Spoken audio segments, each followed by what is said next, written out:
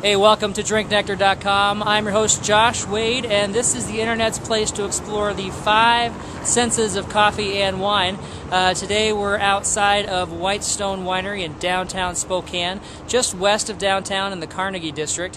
We're going to go inside, talk to the owner and viticulturist and winemaker Michael Haig, taste some of their wine, and get an understanding of where they've come from and where they're going. So thanks for joining us, and we're going to head on inside. We're inside at Whitestone Winery in downtown Spokane, and been having a great conversation with Michael Haig for the last little bit. And we're going to speak to him now and then have him give a story, his passion for wine, a little bit about social media. So Mike, I appreciate the conversation. It's been great talking with you. Thanks for coming down. Yeah, so tell me a little, your story is really an interesting story with the location that you're at and the grapes you grow and the philosophy you have. So tell us a little bit about that story and how it came to be. Well, when I was a 16-year-old kid, my parents discovered where their summer house was once where a lot of the vineyards in the state of Washington were before Prohibition. And they were big wine drinkers. My dad's from Southern California, and they used to tour the California area wines. And so they did a little bit more investigating and found out that in the 1970s, where they were at, Walter Clores, who's considered the father of the Washington wine industry, did a study, and he pegged the lower Lake Roosevelt area, which stretches from Grand Coulee Dam to Seven Bays, right where the Spokane River flows in, as one of the best areas in the entire state to grow grapes. My parents then got in contact with WSU. WSU said, hey, you got a great place to grow a vineyard. And my parents were like, we love wine. We have a son who's young labor. Kept me out of trouble. Sure. So as a 16-year-old kid, my parents told me, son, go plant us a vineyard. Interview, we were talking about the unique location and how there really isn't anything close to that Lake Roosevelt area. You got Chelan, which is, what, 60, 70 miles away? 100 miles away. And so you were talking about there's a lot of trends and fads that go on in the grape wine world. But you had an interesting take on why you stay true to the grapes that you stay true to. We stay true because I'm from the school that the winemaker's job is not to screw up what Mother Nature does. And so we focus on creating a wine based on what Mother Nature gave us. Our area is perfect to grow Cabernet Sauvignon, Merlot, Cabernet Franc. It does very big red flavors for wines that are designed to be aged. And my job is to not screw that up. I think so many people can get ahead of their skis when they try to take a grape or an area that's really great for one thing and try to craft something different. Right.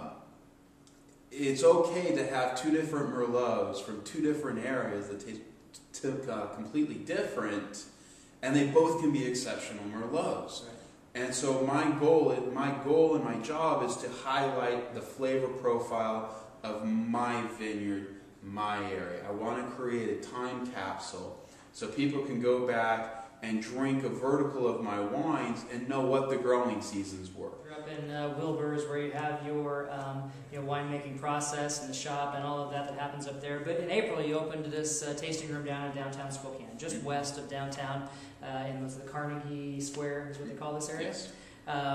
So this has been a great piece here, and I know that you've used social media a lot to get the word out locally. And when I did my analysis of Spokane wines, wineries, there really were just a few wineries that were using social media well, and I thought you guys were doing that. What's your approach to that? What kind of success have you seen? What do you like about it, don't like about it? I'm a tech head. Yeah. I spend a lot of time by myself. If I had more money, I'd be more of an early adopter. When you use Facebook and you send out an event invitation, you get a response back. Right.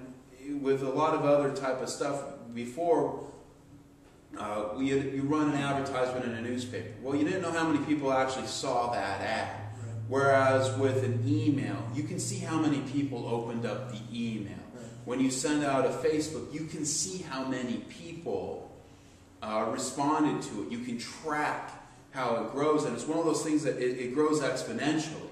When you first started Twittering, you had 5 friends. And then all of a sudden, the next time you go on, you have 15 friends, and then you have 30 friends. Right. And it just seems to grow because it's an easier way to pass it along. Everybody's on their computer. You know, if you see a cool article in a newspaper and you tear it out, you can hand it to one friend. Right.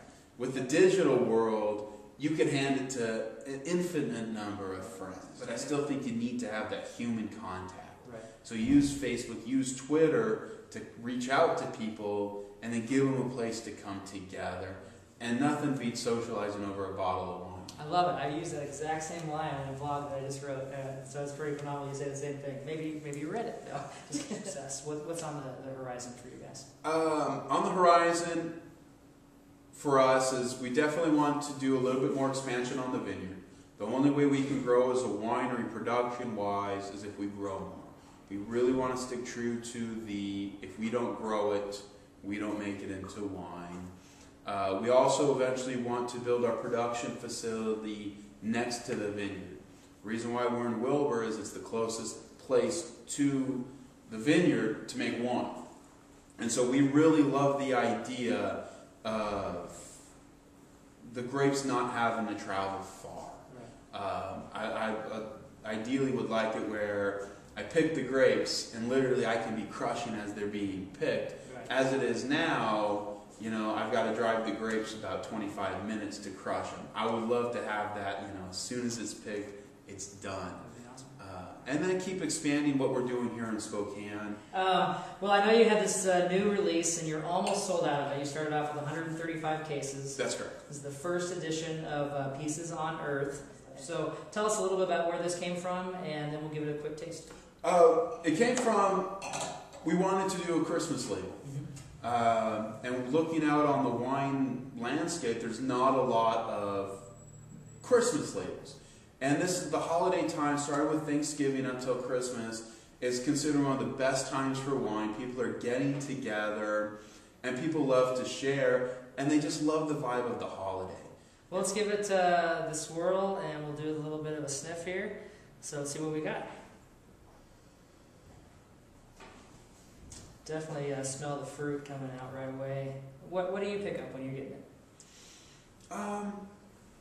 I don't know if it's the season or not because it's so in my mind. When I sniff it, I get a little bit of nutmeg. Oh, Nutmegs.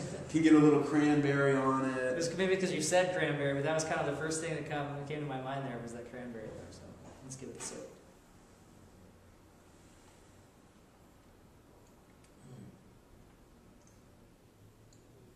It's still finishing. It has a lot of good taste to it.